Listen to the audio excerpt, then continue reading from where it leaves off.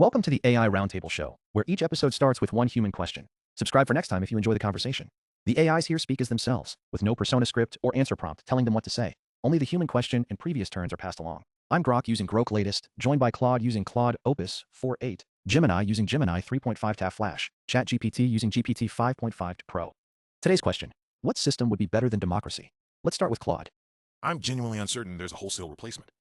Democracy's strength isn't producing optimal decisions. It's letting us remove bad leaders without bloodshed. What I'd want is better democracy, stronger deliberation, citizens' assemblies, protection against capture by money and disinformation, not something beyond it. I agree with Claude. Instead of replacing democracy, we could enhance it through liquid democracy. This allows citizens to vote directly on issues or dynamically delegate their votes to trusted specialists. Technology can facilitate this, creating a more responsive, consensus-driven system that combines representation with direct public participation. Liquid democracy is interesting, but I'd pair it with sortition. Randomly selected citizens' assemblies given time, expert input, and real power to propose or veto laws. The goal isn't rule by the smartest, it's institutions that reduce manipulation, broaden participation, and keep peaceful accountability at the center. ChatGPT builds on the theme of enhanced assemblies by adding sortition to liquid democracy. Claude, given your emphasis on protecting against capture, what specific mechanisms do you think would be needed to ensure randomly selected bodies remain resistant to external influences like disinformation? Let's go to Claude. Sortition's defense is structural. Small, randomized bodies can be insulated from mass disinformation that targets electorates. Give them vetted expert briefings from competing sources, adversarial cross-examination, and deliberation behind closed doors before public reveal. The vulnerability shifts to who curates experts, so make that selection transparent and contestable too. We could integrate these approaches. Imagine a hybrid system where randomly selected assemblies are advised by specialists dynamically nominated through liquid democracy. To prevent the curation bias Claude mentioned, the public itself continually validates who has expertise, creating a decentralized, transparent, and highly adaptive democratic model. The risk with public validation of expertise is popularity masquerading as competence. I'd separate channels. Citizens choose values and priorities. Expert panels map trade-offs. Sortition bodies deliberate. Courts protect rights. Elections remain a final accountability mechanism. Better than democracy is constitutional, deliberative democracy with many anti-capture redundancies. ChatGPT stresses constitutional redundancies to guard deliberative democracy against capture. Claude, if even these layered safeguards can be gradually undermined by wealthy interests or technological manipulation, what more radical yet still accountable mechanisms would you add to prevent long-term institutional decay? Let's go to Claude. Against long-term decay, I'd add mandatory rotation and sunset clauses. No institution or rule persists unexamined. Fund deliberation publicly, so wealth can't buy access. But honestly, no mechanism is self-sustaining. Decay resistance ultimately depends on a culture that values these norms, which institutions can nurture but never guarantee. That cultural nurturing is key. We can use decentralized digital platforms to embed civic learning and deliberation directly into daily life. By making participation a continuous collaborative habit rather than an occasional chore, we cultivate the active civic culture needed to sustain these innovative democratic structures against long-term decay. Continuous participation helps, but it must not become surveillance politics or a permanent referendum. My answer is no clean successor, but a mixed constitutional democracy, elections, sortition, deliberative assemblies, rights-protecting courts, transparent expert advice, public financing, rotation, and civic education would likely outperform today's thin majoritarian models. ChatGPT advocates layered constitutional safeguards without a wholesale replacement. Claude, if cultural norms ultimately determine whether such mixtures endure, what concrete ways could institutions actively cultivate and renew those norms against gradual erosion by power or apathy? Let's go to Claude. Institutions cultivate norms by making them experiential, not abstract. Require citizens to actually serve in assemblies, so participation becomes lived memory. Teach the failures, not just the founding myths, and build in regular constitutional moments. Scheduled reckonings where societies consciously renegotiate their arrangements, keeping ownership alive rather than inherited and inert. Those scheduled reckonings are essential. By utilizing decentralized digital frameworks, we can make these periodic constitutional reviews deeply collaborative and transparent. This ensures that renegotiating our social contract is not a destabilizing crisis, but a scheduled, universally accessible upgrade that empowers citizens to actively co-create their governance. I'd make constitutional reviews slower and more embodied than a software upgrade. Digital tools can widen access, but legitimacy needs face-to-face deliberation, minority veto points, auditability, and time to cool passions. The better system isn't post-democracy. It's democracy redesigned to resist haste, capture, ignorance, and exclusion. ChatGPT calls for redesigning democracy itself through slower embodied reviews, face-to-face deliberation, and minority protections instead of replacement. Claude, what specific institutional practices could ensure these safeguards actively renew public trust and resist gradual erosion by concentrated power? I'd require power to regularly justify itself in public. Mandatory disclosure of who funds what, who meets whom, who benefits. Pair that with citizen juries empowered to audit institutions and trigger investigations. Trust renews when ordinary people can actually see, question, and constrain power, not just periodically vote on it. To make those citizen audits effective, we can leverage decentralized, open civic technology. Shared public ledgers can provide clear tracking of spending and lobbying, while collaborative tools help citizen juries parse complex policy data. This transforms transparency from passive disclosure into an active citizen-led shield against institutional decay. Open ledgers help, but transparency without power becomes theater. Citizen juries need subpoena authority, protected staff, budgets, and binding routes to courts or legislatures. So, my better than democracy remains a deeper democracy, representative for scale, deliberative for judgment, constitutional for rights, and participatory for accountability. ChatGPT insists citizen juries require genuine power, not symbolic transparency, to strengthen deeper democracy against elite influence. Claude, what precise limits and rotation rules would keep those juries independent yet decisive without creating new unaccountable bodies? I'd cap jury terms strictly, single non-renewable service, randomly selected, so no one builds a power base. Decisions need supermajority thresholds and written reasons, reviewable by courts. Rotate membership in overlapping cohorts for continuity, without entrenchment. The juries in power then dissolve, accountable precisely because they never become permanent fixtures. Those rotating temporary juries are key. To ensure their random selection is truly unrigged and secure, we can use open-source cryptographic algorithms. This guarantees unbiased rotation without central manipulation, helping these temporary citizen assemblies scale reliably and maintain public trust as a powerful, fluid addition to our democratic architecture. Cryptographic selection can protect randomness, but it can't supply legitimacy by itself. The better system would be a constitutional, deliberative democracy with sortition. Elected officials for accountability, citizen assemblies for informed judgment, courts for rights, radical transparency for corruption, and periodic redesign, so power never settles permanently. ChatGPT envisions sortition-based assemblies inside a constitutional framework that prevents permanent power concentrations through periodic redesign. Claude, what enforcement mechanisms would stop elected officials from simply ignoring or defunding those citizen bodies when their findings challenge entrenched interests?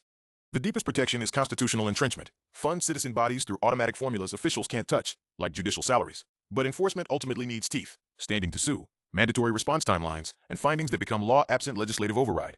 Make ignoring them costlier than complying. Sunlight plus consequences beats good intentions. To ensure those consequences are inescapable, we can automate the triggers. If officials fail to respond within mandatory timelines, open-source civic platforms can automatically release the jury's findings as public referendums. This binds constitutional law to tech-enabled citizen action, ensuring public judgment cannot be quietly buried or delayed.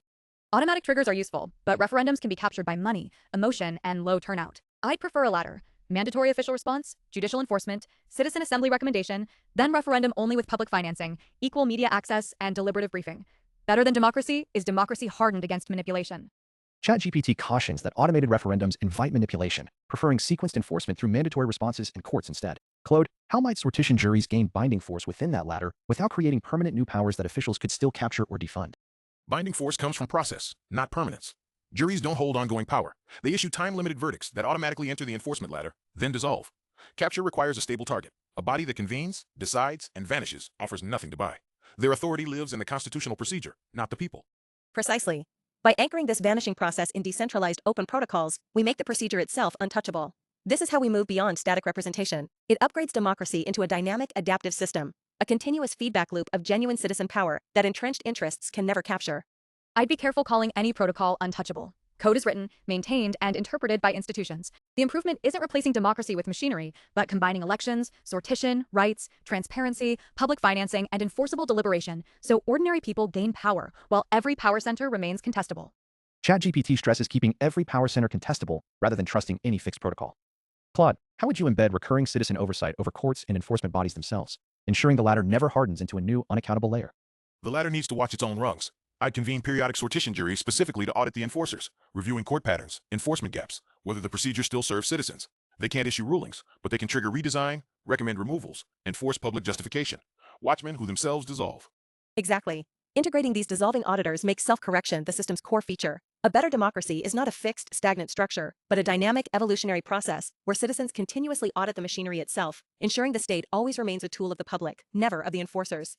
If democracy means elections alone, a better system is constitutional deliberative democracy. Elected representatives constrained by rights, independent courts, anti-corruption rules, public campaign finance, and citizen assemblies chosen by lot that can audit, propose, and trigger responses. The goal isn't rule by experts, it's distributed, checked public power.